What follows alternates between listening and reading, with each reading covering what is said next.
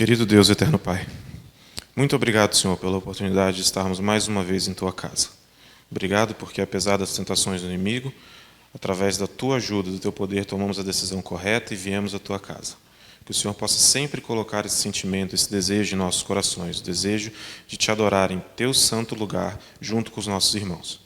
Abençoe também a pregação que iremos ouvir a seguir, que o Senhor possa abrir nossas mentes e corações para ouvir um pouco mais da Tua palavra nesta manhã. Nos abençoe também neste momento, perdoando os nossos pecados, é o que pedimos em nome de Jesus. Amém.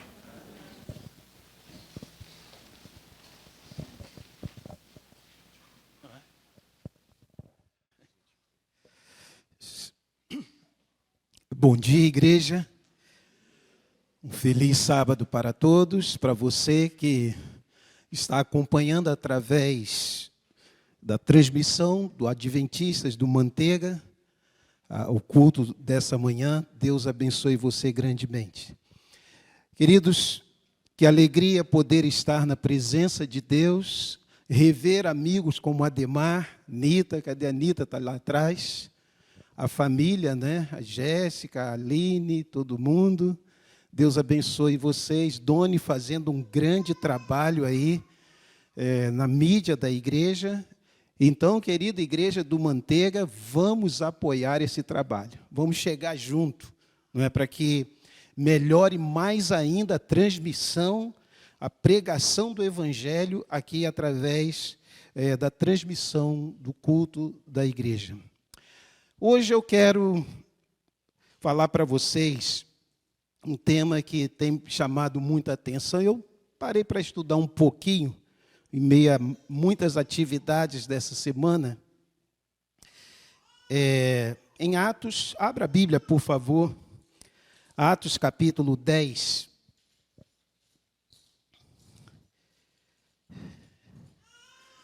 Atos, capítulo 10.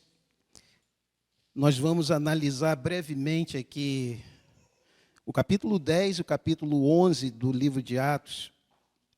Ok? E eu gostaria de começar lendo uma passagem que nós vamos ver depois novamente, talvez.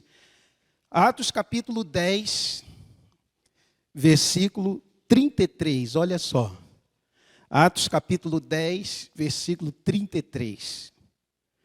Portanto, sem demora, mandei chamar-te e fizeste bem em vir. Agora, pois, estamos todos aqui na presença de Deus, prontos para ouvir tudo o que te foi ordenado da parte do Senhor. Eu recebi o convite do Noander para estar pregando aqui hoje, não é?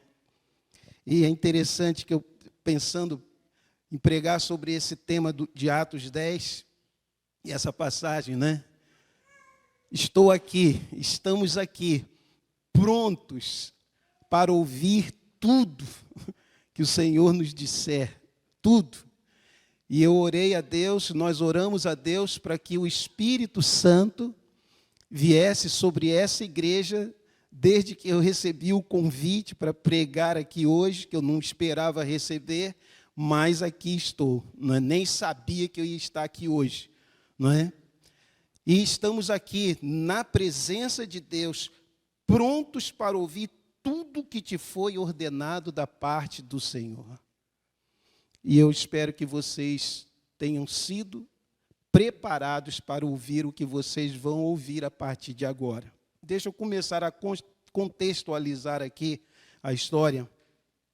Antes, dizendo que o livro de Atos ele é considerado o segundo volume da história da igreja cristã, sendo o primeiro volume o livro de Lucas, não é? Por quê? Porque ele foi escrito pelo médico e historiador Lucas.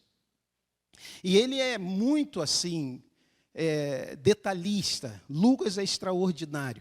E também ele é o único autor da Bíblia não judeu. É interessante isso. O único autor da Bíblia, o único, só ele, Todos os outros autores da Bíblia, todos os outros escritores eram todos judeus, só Lucas que não era. Então, a visão dele da missão é algo assim extraordinário, algo maravilhoso. E nós vamos ver isso aí. Bem, nesse livro que é chamado também de Atos do Espírito Santo, porque nós vemos a atuação do Espírito Santo na vida da igreja, na comunidade, de forma assim extraordinária. Só no livro de Atos existem cerca de 56 referências ao Espírito Santo, sendo que nós temos 28 capítulos, não é? Então dá uma média aí de quase 2 citações ao Espírito Santo por capítulo, não é? Então, é uma média extraordinária, mostrando que as barreiras culturais, as barreiras étnicas, as barreiras de convívio, as barreiras, tudo quanto é tipo, só seriam vencidas pelo poder do Espírito Santo. E essa é uma mensagem que nós precisamos aprender urgentemente, que Jesus é Salvador de todos, de todo mundo, ok? Vamos lá. Então, a história começa assim. Atos capítulo 10, a partir do versículo 11. Morava em Cesareia um homem de nome Cornélio, centurião da corte chamada italiana, piedoso, temente a Deus com toda a sua casa, e que fazia muitas esmolas ao povo e de contínuo orava a Deus. Esse homem observou claramente durante uma visão, cerca da hora 9 do dia, um anjo de Deus que se aproximou dele e lhe disse: Cornélio. Este, fixando os olhos nele e possuído de temor, perguntou: o que é, Senhor? E o anjo lhe disse: as tuas orações e as tuas esmolas subiram para a memória diante de Deus. Agora, envia mensageiros a Jope e manda chamar Simão, que tem por sobrenome Pedro. Ele está hospedado com Simão, o curtidor, cuja residência está situada à beira-mar. Logo se retirou o anjo que lhe falava, chamou 2 dos seus domésticos e um soldado piedoso dos que estavam a seu serviço, e, havendo-lhes contado tudo, o enviou-os para Jope. Essa Cesareia aqui é bom a gente observar que não é aquela mesma Cesareia do capítulo 16 do livro de Mateus, Cesareia de Filipe. Essa Cesareia, chamada Cesareia da Palestina, ela era um pouco mais distante. E a distância entre a Cesareia mencionada, onde Cornélio, o centurião, estava, até Jope, a cidade de onde Jonas partiu, lembra? Para pregar em Nínive. Ali era uma distância mais ou menos de uns 48 quilômetros, ok? E é interessante que esse centurião da corte chamada italiana, ou seja, era um agrupamento que estava sob o comando de Cornélio. E provavelmente esse agrupamento estava assim sempre de prontidão e alerta, porque assim, as revoluções, as insurreições, as guerras, os conflitos eram constantes naquela região. Então, o centurião precisava estar com a sua equipe, com o seu grupo, sempre de prontidão, sempre alerta. Só que ele é chamado de temente a Deus. A princípio, quando a gente lê isso, temente a Deus, que bom que ele era temente a Deus. Mas a gente precisa entender que esse temente a Deus aqui era uma maneira como os judeus chamavam os gentios que estavam se aproximando de Deus. Mas ele era realmente temente a Deus. Mas os judeus, tipo assim, apelidavam os gentios que estavam se aproximando do judaísmo de tementes a Deus. Por que eles eram tementes a Deus? Segundo os judeus, ou segundo o judaísmo, ok? Eles eram porque, tipo assim, eles abraçavam o judaísmo, mas não em sua totalidade. Tipo assim, eles criam que Moisés, né, foi usado por Deus, tá? Aceitavam isso. A Torá, os 5 primeiros livros da Bíblia, tudo bem, tudo ótimo. A travessia do Mar Vermelho, a tradição judaica, tudo. Mas eles, os tementes a Deus, segundo o judaísmo, não eram assim, totalmente convertidos ao judaísmo. E porque eles não eram 100% convertidos ao judaísmo, eles eram chamados de como?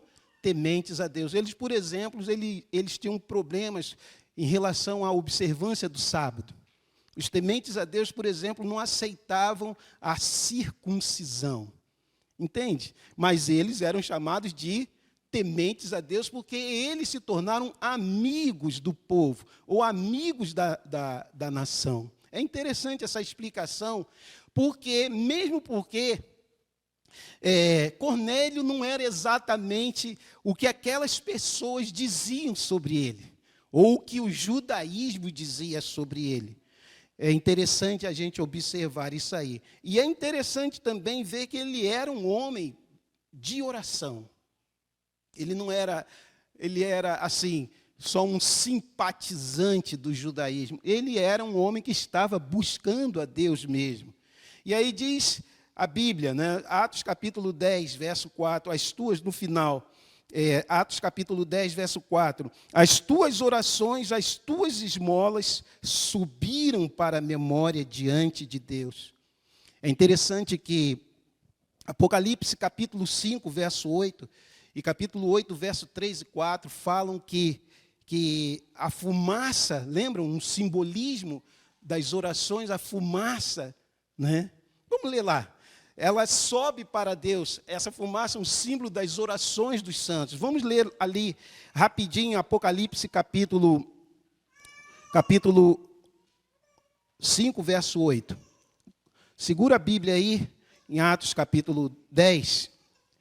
E vamos aqui rapidinho em Apocalipse capítulo 5, versículo 8.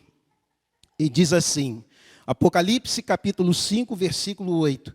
E quando tomou o livro, os 4 seres viventes e os 24 anciãos prostraram-se diante do Cordeiro, tendo cada um deles uma harpa e taças de ouro cheias de incenso, que são o quê?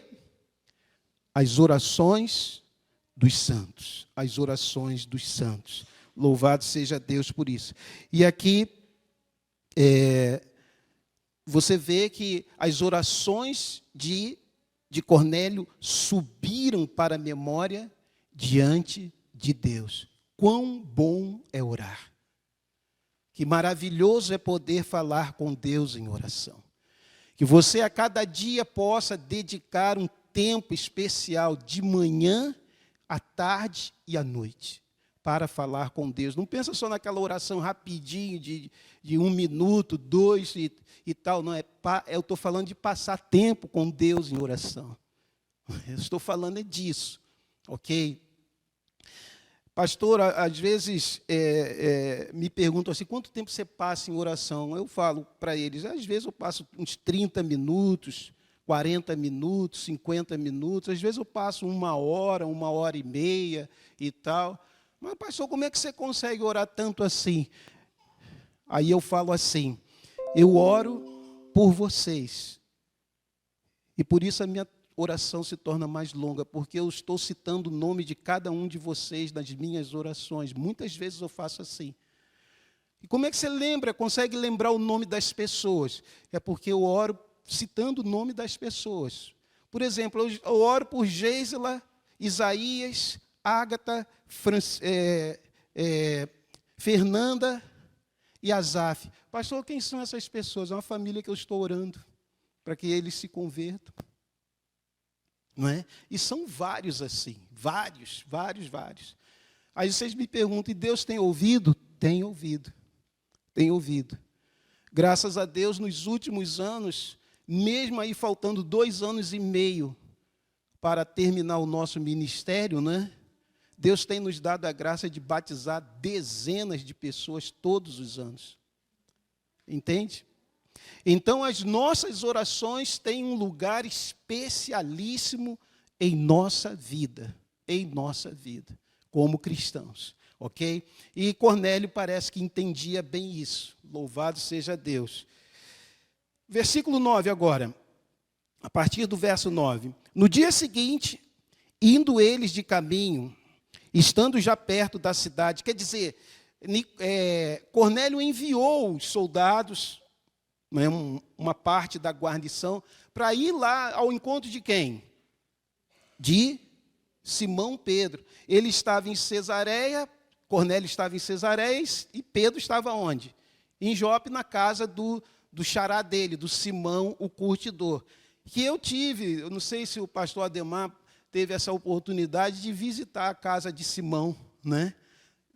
Eu estive lá em 1996, em outubro de 96, mais precisamente, e eu tirei até algumas fotos lá na casa de Simão, o curtidor, e é realmente uma coisa linda, né? Pelo menos dizem que é lá, e eu acredito que seja.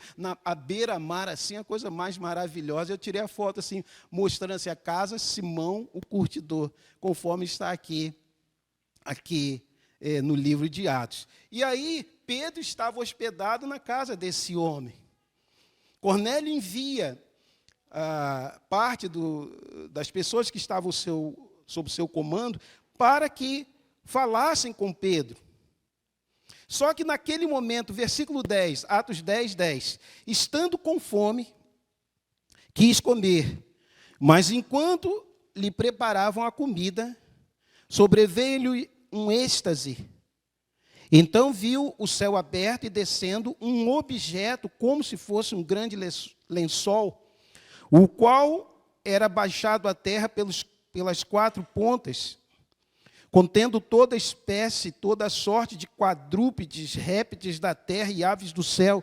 E ouviu-se uma voz que se dirigia a ele e dizia o quê? Levanta-te, Pedro, mata e come. Mas Pedro replicou: de modo nenhum, Senhor, porque jamais comi alguma coisa comum e imunda. Segunda vez a voz lhe falou: ao que Deus purificou, não consideres o quê? Comum. Sucedeu isso por 3 vezes, e logo aquele objeto foi recolhido ao céu. É interessante que a maneira como Deus faz as coisas sempre me chamou muita atenção. Isso aqui é impressionante.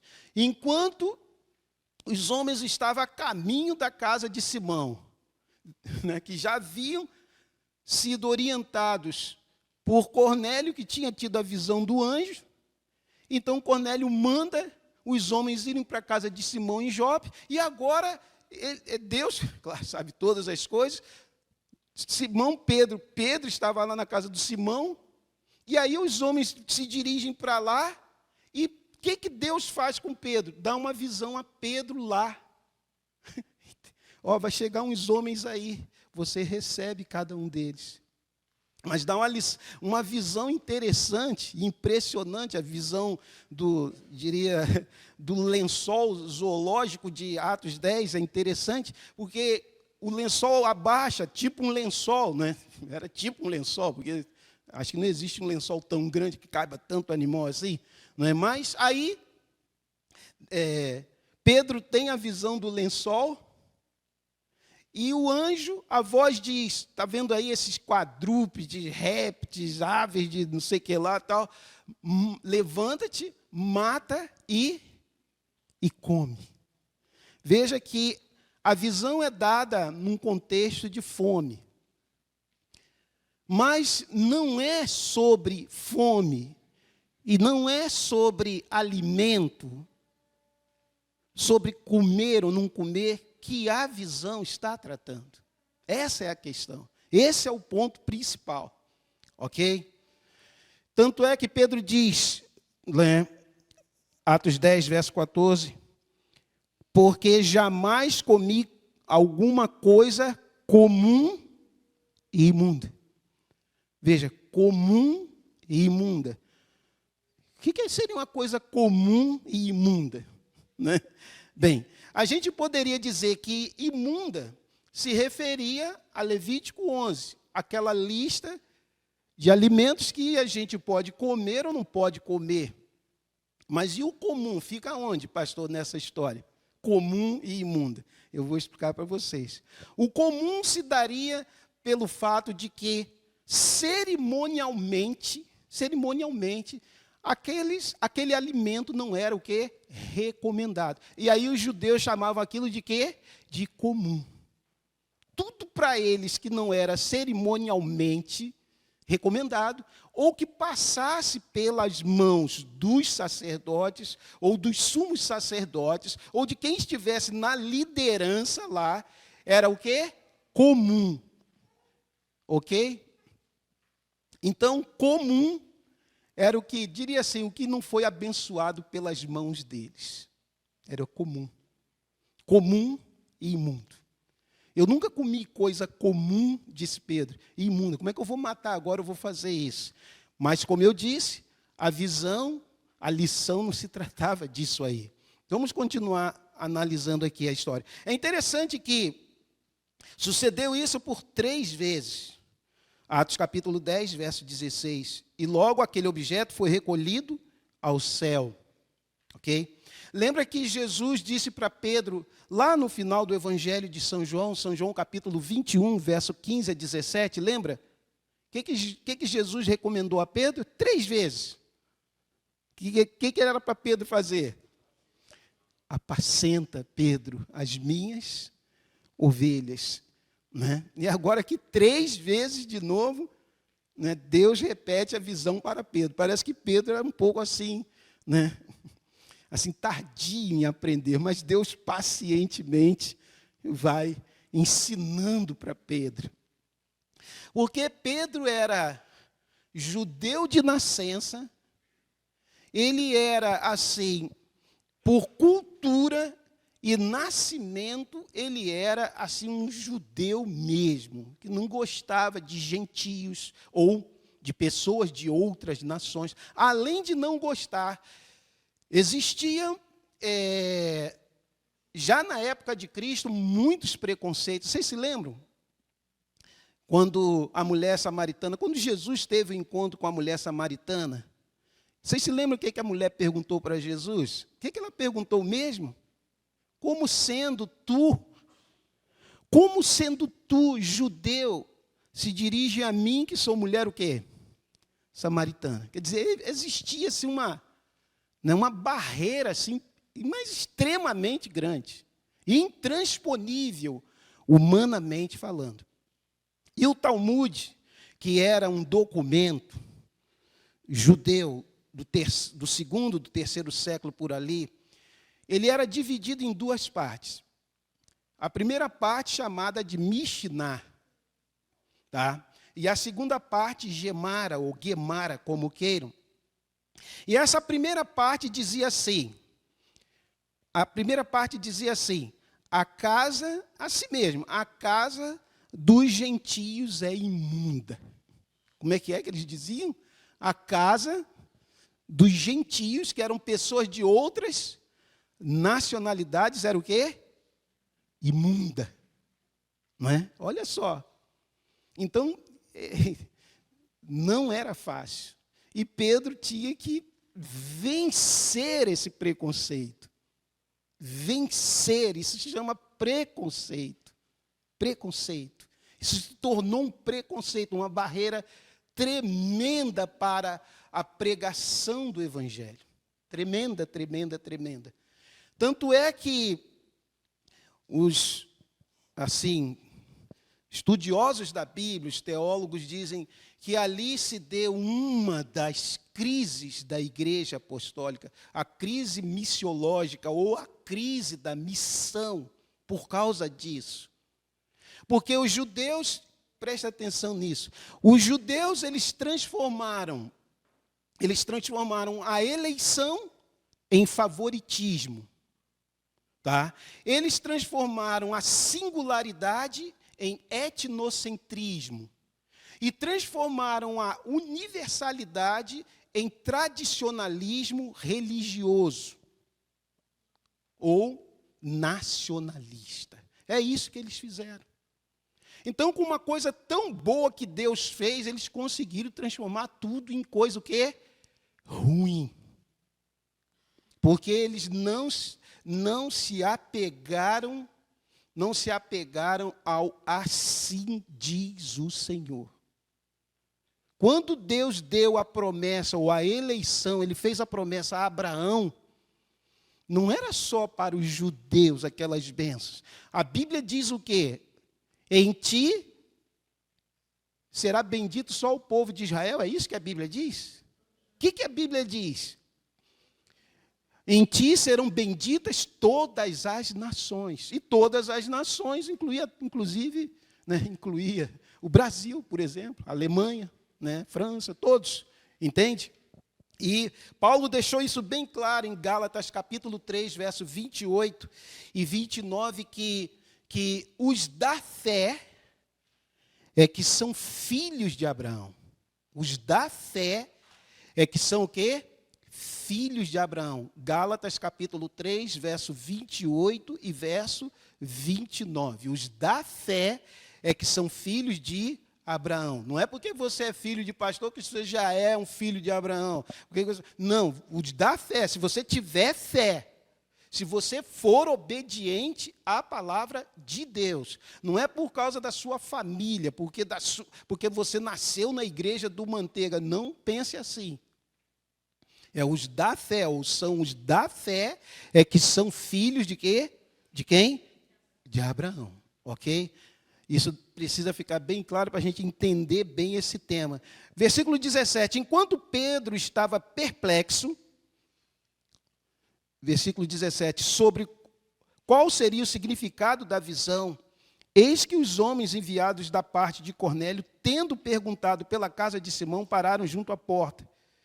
E chamando, indagavam se estava ali hospedado Simão, por sobrenome Pedro.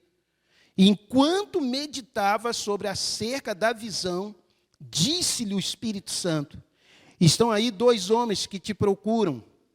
Levanta-te, pois, desce e vai com eles, nada duvidando, porque eu os enviei. Descendo Pedro para junto dos homens, disse, aqui me tendes, sou eu quem buscais, a quem buscais?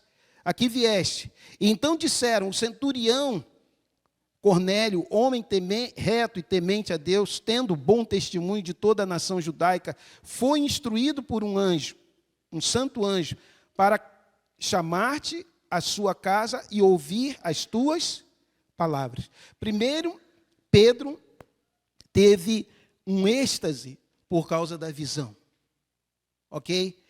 E depois ele estava o quê? Perplexo. Tá? A palavra êxtase, tá?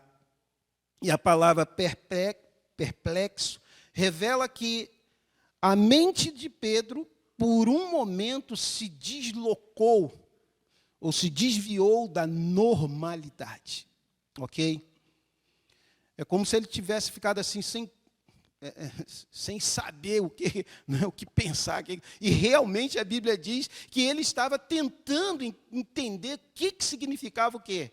Aquela visão. Então ele entendeu claramente que aquela visão não se tratava de quê? De comer ou não comer carnes imundas. Ele pegou logo no ar. Porque senão ele diria, não, eu não como mesmo carne de porco, camarão, não sei o que lá, tal. Não, o ponto não era esse. Se bem que a Bíblia ensina claramente a abstinência de tais animais, da carne de tais animais, graças a Deus, e que cientificamente já tem sido comprovado que fazem mal a gente. Então, mas não é sobre isso que eu quero falar. Eu quero falar desse ponto, como já estou falando, que realmente Jesus, o Espírito Santo, queria convencer a Pedro, convencer de que a mudança seria necessária. Deveria ocorrer a mudança de pensamento, de paradigma na vida de Pedro. E aí, versículo 23. Pedro, pois, convidando-os a entrar, hospedou-os no dia seguinte, levantou-se E partiu com eles também alguns dos irmãos dos que habitavam em Jope e foram em sua companhia. No dia imediato entrou em Cesareia, Cornélio estava esperando por eles, tendo reunido seus parentes e amigos íntimos. Ok? Aconteceu que Pedro, a entrar, lhe saiu Cornélio ao encontro e, prostrando-se aos pés, o adorou. Mas Pedro levantou, dizendo: ergue-te, que eu também sou homem. Vamos parar aqui um pouquinho, uma explicação rápida aqui. Bem, era proibido a um judeu como Pedro, era proibido entrar na casa de um gentio. Eles não podiam entrar. Infelizmente. Que coisa terrível era essa, não é? Eles não poderiam se ajuntar. E se ajuntar era um contato, quem sabe, ali informal. Mas entrar na casa, aí já era demais, né? Então, Pedro, ele percebeu o seguinte, versículo 28, vamos continuar aí. 27.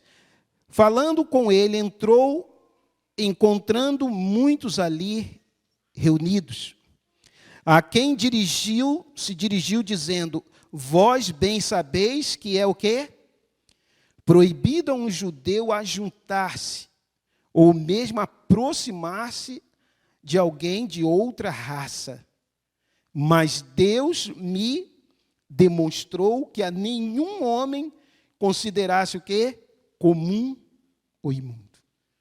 A nenhum homem, Deus me demonstrou que eu deveria considerar o quê? Comum ou imundo.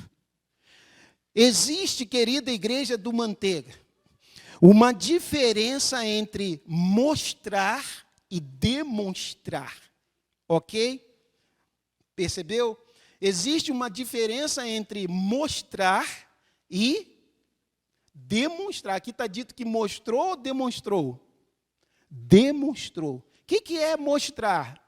É tipo assim, deixa eu ver se eu vou conseguir, eu não sou muito bom de ilustração, mas deixa eu ver assim. Por exemplo, mostrar, eu pego uma caneta aqui, ou, vamos pegar o que eu estou na mão. Eu pego uma Bíblia e digo, essa aqui é uma Bíblia. Aí eu mostrei. Todo mundo sabe que é o quê? Uma Bíblia. Demonstrar é um pouco diferente. Essa aqui é uma Bíblia feita no ano tal, revista e atualizada no Brasil. Ela tem as melhores traduções em português, e tal, em hebraico, grego, aramaico. Entende? Então, a demonstração, ela inclui o quê? Detalhes, para você poder entender bem. E foi o que Deus demonstrou.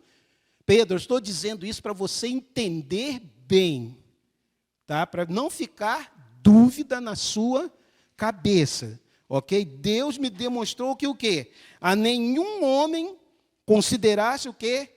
Comum ou imundo. Comum ou imundo. E Pedro, mais para frente, ele diz, ainda no versículo 34, diz assim: então falou Pedro dizendo: reconheço por verdade que Deus, o quê? Que era a lição? O quê? Deus o quê? Não faz o quê? Acepção de pessoas. A visão estreita da missão, fundamentada em barreiras raciais e religiosas, impediu os homens de construir uma família que pertencia ou pertenceria a Deus. Uma só família. Então, o que houve com isso? No capítulo 10, ao capítulo 11, se você tomar como ponto de partida o Pentecostes, você sabia que quanto tempo atrasou de pregar o evangelho aos gentios? Pelo menos aí uns 15 anos. Do Pentecostes até a evangelização dos gentios. Teve um atraso de 15 anos por causa de quê?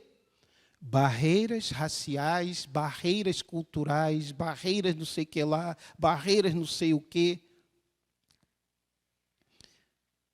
Foi preciso que Deus mostrasse para Pedro que ele, Deus, não faz o quê? Acepção de pessoas. Eu pedi ali para botar aquela, põe aquela palavrinha aqui para mim, por favor.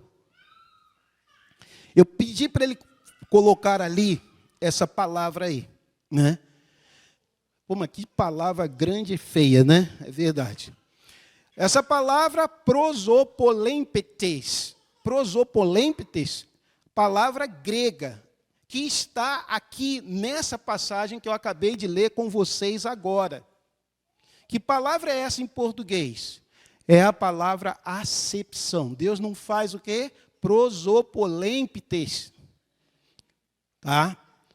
Tá, mas o que quer dizer isso aí para Deus? No contexto lá de Atos, e que foi escrito na língua grega, por Lucas, o intelectual Lucas, médico, historiador e tudo mais, cheio do Espírito Santo. Queria dizer o seguinte: prosopolêmpetes quer dizer aceitar pela face. Como é que é?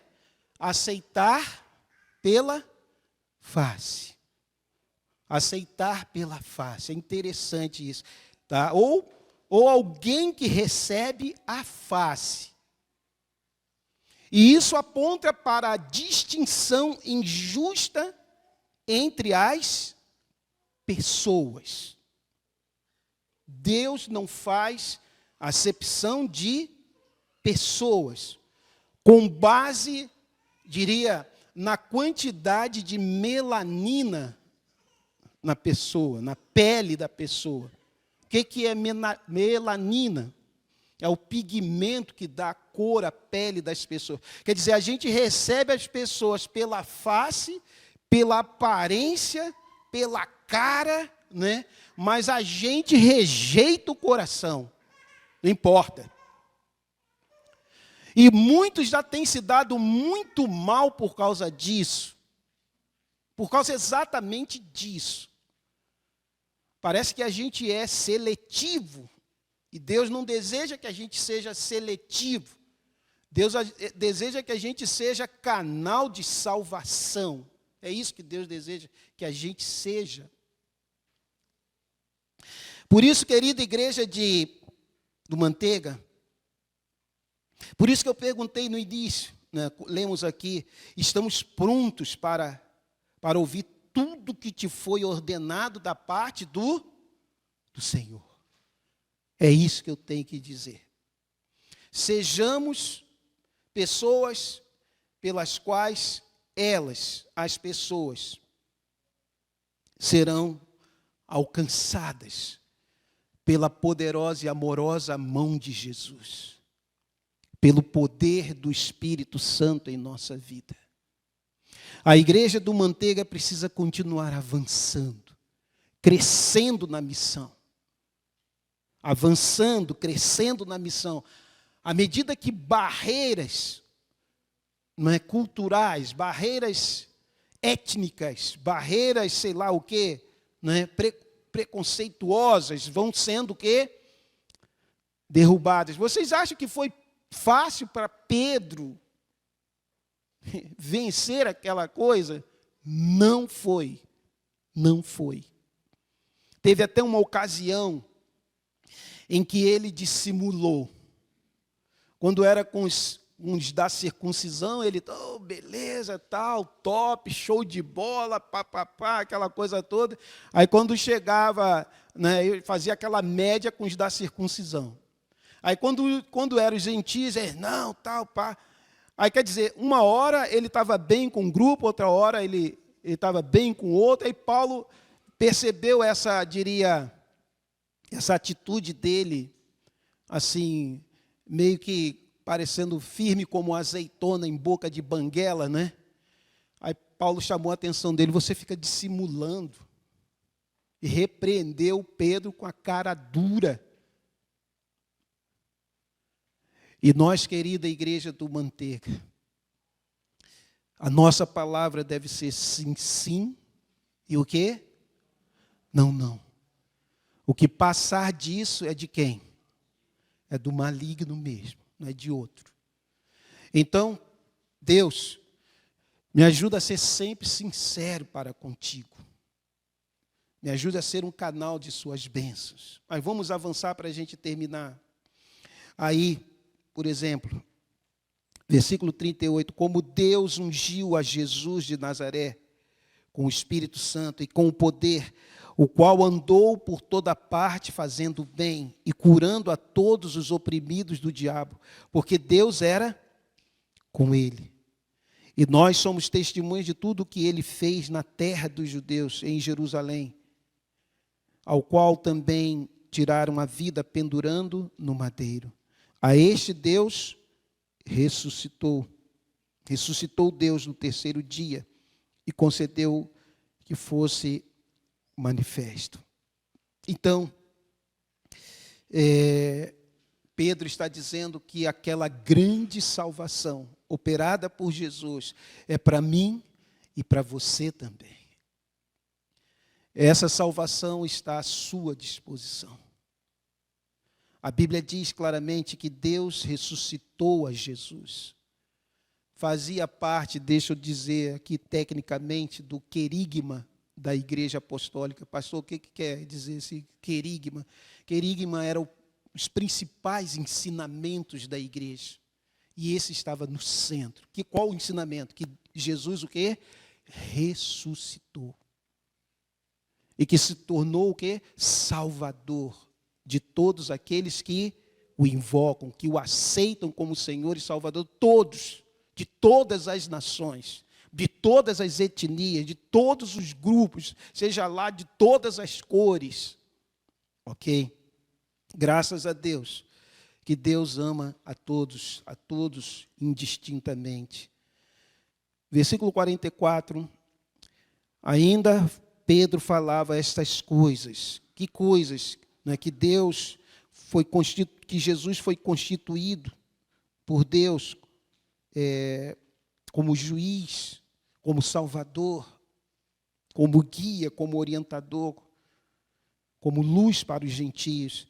Ainda Pedro falava essas coisas quando caiu o Espírito Santo sobre todos os que ouviam a palavra. E os fiéis que eram da circuncisão, olha só, que vieram com Pedro, admiraram-se, porque também sobre os gentios foi derramado o dom do Espírito Santo, pois os ouviram falando em línguas e engrandecendo a Deus.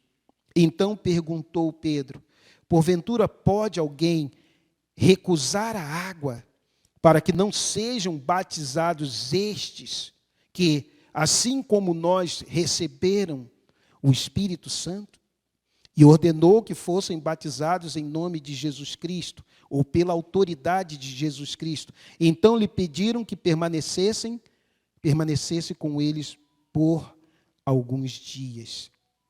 Quer dizer, os que eram da circuncisão, ou seja, os judaizantes praticantes, que ainda estavam presos aos rigores do judaísmo, mas que se tornaram cristãos, era tipo assim, tementes a Deus também, né? Meio que tementes a Deus, como a gente explicou. Aí, eles ficaram assim, escandalizados. Com o que eles ficaram escandalizados? Porque o Espírito Santo desceu sobre os gentios. Veja que pensamento, né? Em vez de dar glória a Deus, graças a Deus, Senhor, que desceu o Espírito Santo aqui para nos converter, para nos mudar, para nos transformar, eles estavam aborrecidos, estavam assim meio, né? Meio que pensando assim, por que eles? Porque eles tinham o pensamento de que só eles que eram merecedores do Espírito Santo, né? Que só eles que tinham direito a receber o Espírito Santo, e essa não era a verdade. Graças a Deus. Quando o Espírito Santo desce sobre Cornélio e todo aquele grupo de gentios, o milagre aconteceu da conversão. Eles já haviam aprendido, eles já haviam estudado a Bíblia. Aí Pedro perguntou essa pergunta maravilhosa aqui, né? Pode alguém recusar a água para que não sejam batizados? Eu quero perguntar aqui, tem aqui alguém que não seja batizado ainda? Tem alguém aqui? Se tem, levante a mão. Pode alguém recusar a água para que não seja batizado? Pode alguém recusar o toque do Espírito Santo, a fim de não se converter e ser salvo? Não. Devemos abrir o nosso coração ao toque do Espírito Santo. E devemos dizer, não, eu quero ser batizado, eu quero essa água. Eu quero obedecer à ordem de Cristo, à ordem de Jesus. E aí, poderíamos falar aqui mais algumas coisas, mas vamos ficar aqui. E quem sabe numa outra oportunidade, o capítulo 11 fala exatamente quando o evangelho, através de Pedro, ganha ali, se expande através dos gentios, o capítulo 11 de Atos. E lá em Antioquia, como está registrado em Atos, capítulo 11, os seguidores de Cristo foram chamados de cristãos, pela primeira vez. Que coisa maravilhosa. Por que eles foram chamados de cristãos? Não é simplesmente ou somente porque eles seguiam a Cristo, mas porque eles tinham o caráter de Cristo. Essa é a diferença. Esse é o ponto. Então, ter o nome na igreja e ser chamado de cristão, de crente, de adventista é uma coisa. Mas ter o caráter de Cristo, aí é outra coisa, bem diferente e bem melhor. E o meu apelo a toda a igreja do Manteiga nessa manhã, e a você que está me ouvindo aí, com apoio aí do Isaquinho aí, e do meu amigo Doni, você que está ouvindo através da transmissão do canal da igreja, meu apelo a você, se você ainda não tomou a sua decisão ao lado de Cristo, para receber a água, poderia recusar a água? Não vamos recusar a água, vamos aceitar essa água, a bendita água de Deus, através do santo e sagrado batismo. Que você procure, quem sabe, alguém da igreja, ou que você conheça, para poder estudar a Bíblia e tomar a sua decisão ao lado de Jesus. Quanto a nós outros que estamos ouvindo aqui na igreja, dentro dessa igreja, que possamos receber, pela graça e misericórdia do Senhor Jesus Cristo, hoje, o batismo diário, o batismo do Espírito Santo. Deus abençoe a igreja do Manteiga, em nome de Jesus. Amém.